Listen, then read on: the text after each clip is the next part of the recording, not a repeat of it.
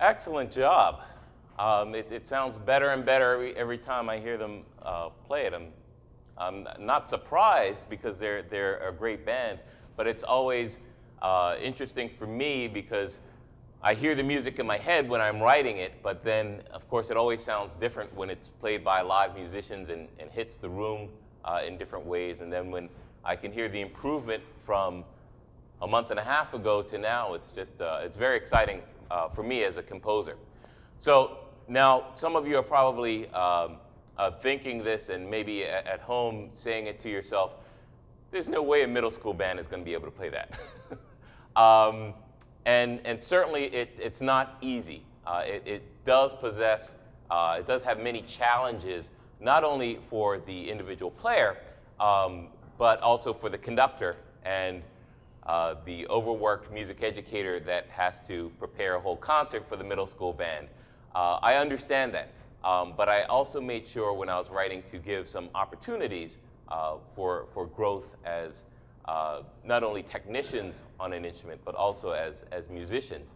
And as you probably heard, it starts off rather innocently, and then the music kind of goes to a different place by the end of the piece. How do you bring that out in a middle school band? How do you get across to them that music isn't just about putting down certain keys and blowing into a tube? Well, I think in my experience, it's easy for them to understand that once it's brought to their attention. The difficulty becomes translating what's up here into something that other people can hear when you're blowing through that piece of tubing or piece of pipe. So the beginning of this is somewhat light in nature.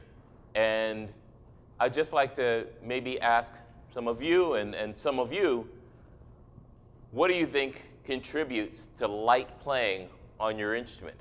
Well, actually, you know what? I'll start with the percussion, because even though the clarinets have the umpa at the beginning, the percussions sort of have an outline of the melody. This ba-dee-da-dee-ba-dum. The snare drum has that with a roll. So if you were going to instruct your little brother or little sister to play lightly on a snare drum, what would you tell them to do?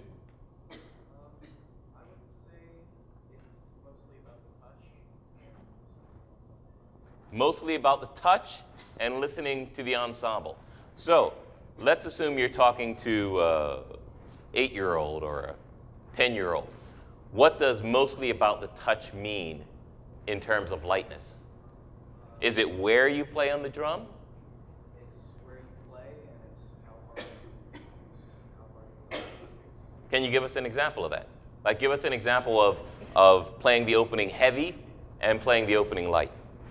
Well, with a heavier touch, sound.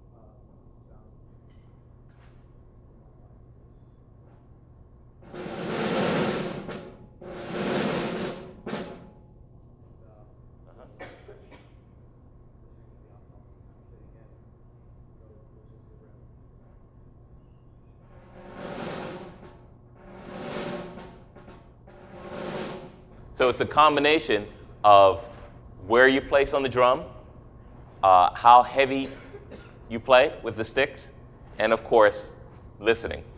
Often what a lot of educators get trapped into, and I do it all the time and I have to catch myself when I do this, is we instruct our students on the technique of doing something as the goal, as opposed to the way we want it to sound, the feeling that we want as the goal.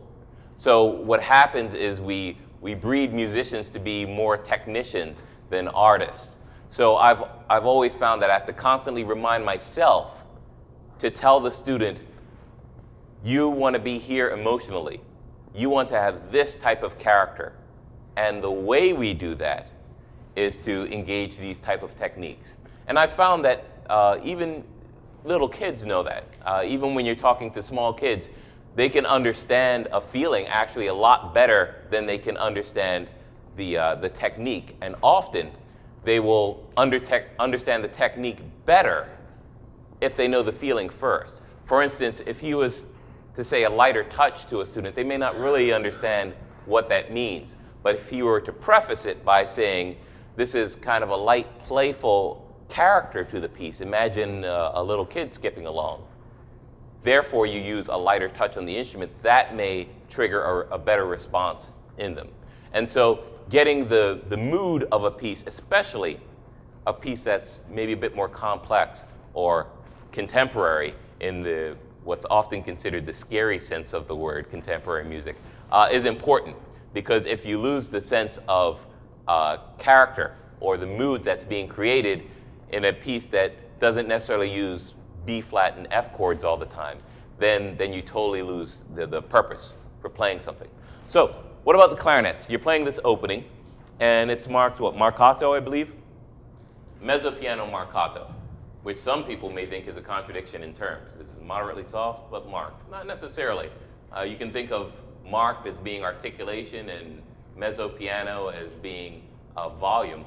But more importantly, it's representative of a light feel that you usually get from playing softer, but one that's deliberate, that you usually, something that you usually get from playing more marked.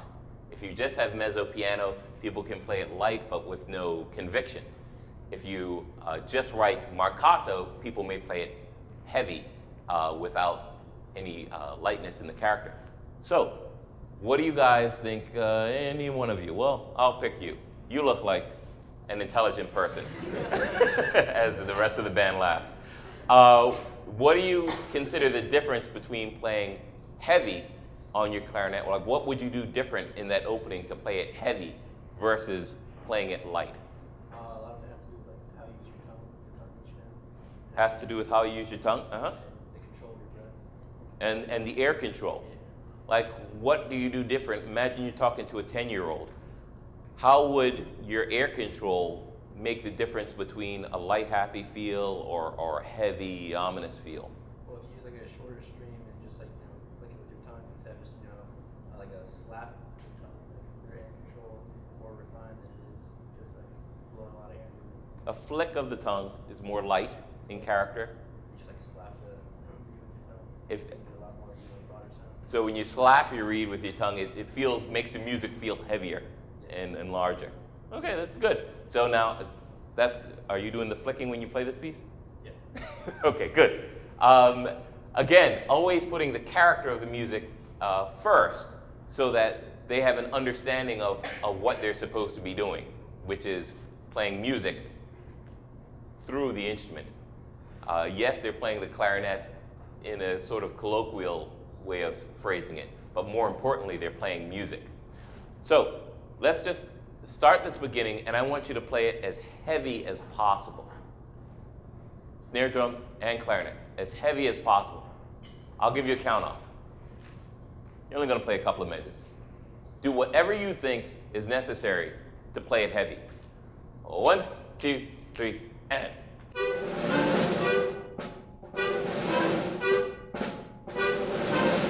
Okay, good. Now play it as light as you can, as lightly as you can, but still with conviction. Imagine you're skipping or something like that. You're always planting your feet on the ground. As light as you can. Light character. 1, 2, 3.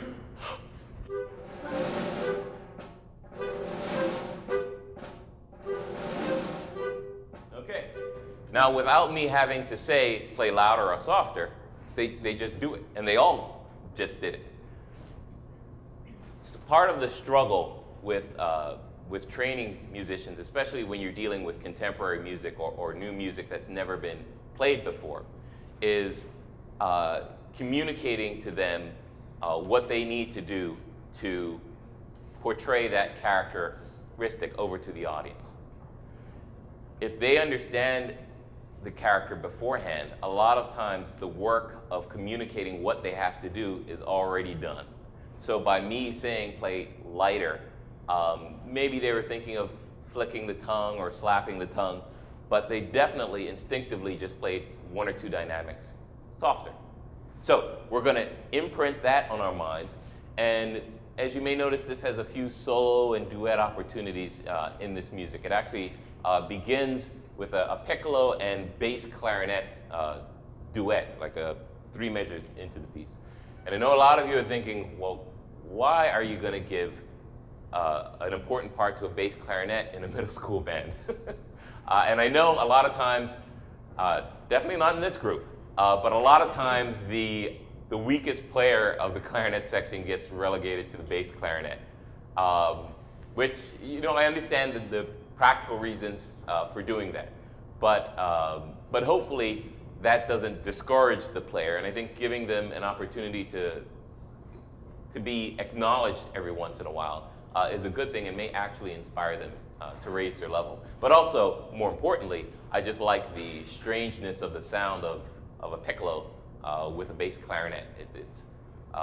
It's unusual, but in a good way. I don't write things just because they're unusual. I wrote it in this particular piece because it's an unusual march, and it's sort of an indicator that even though it starts off happy, things are going to change a bit.